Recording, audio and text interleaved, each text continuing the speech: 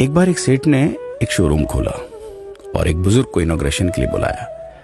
उद्घाटन के बाद जैसा कि होता है कि शोरूम के मालिक ने उन बुजुर्ग की बड़ी इज्जत की। बड़ी इज्जत अफजाई करने के बाद उनको बताया कि देखिए, यहाँ पे 21,000 चीज़ें हैं इस शोरूम में बेचने के लिए। इसमें से आपको जो भी चाहिए, जितनी चाहिए आप ले लीजिए।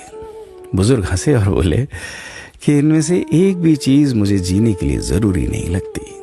मुझे तो इस बात का ताज्जुब होता है, आश्चर्य होता है कि इंसान इन सभी गैर ज़रूरी चीज़ों का इस्तेमाल करता कहाँ है। अब देखिए, एयर फ्रेशनर के बिना किसकी सांस रुक गई? फेस वॉश का इस्तेमाल नहीं किया तो कौन काला हो गया? होम थिएटर लाकर कितने लोग कलाकार बन गए?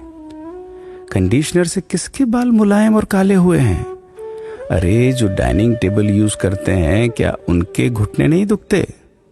थोड़ा दिमाग पर जोर डालकर याद कीजिए कि हैंड वॉश के बिना आपके किस दादा के पेट में कीड़े हो गए थे। अगर हम डीओ मारकर निकलते हैं तो क्या लोग हमें सूंघने आते हैं?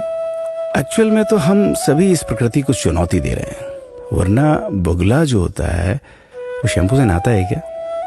मोर अपने रंगों को संवारने या बचाने के लिए कौन सा कंडीशनर या फेस वॉश इस्तेमाल करता है? कभी किसी बिल्ली को मोतियाबिंद होता देखा है?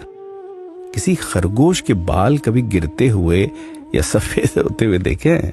इनहेलर या बाम के बिना भी कुत्ते के सूंघने की क्षमता उतनी ही तेज है। मधुमक्खी का शुगर लेवल बिना दवाई के भी कंट्रोल में ही है। अलार्म के बिना भी मुर्गा रोज उठकर बांग देता है। दरअसल इंसान पैसा खर्च करके दुखी होने की चीजें खुद ही खरीदता रहता है।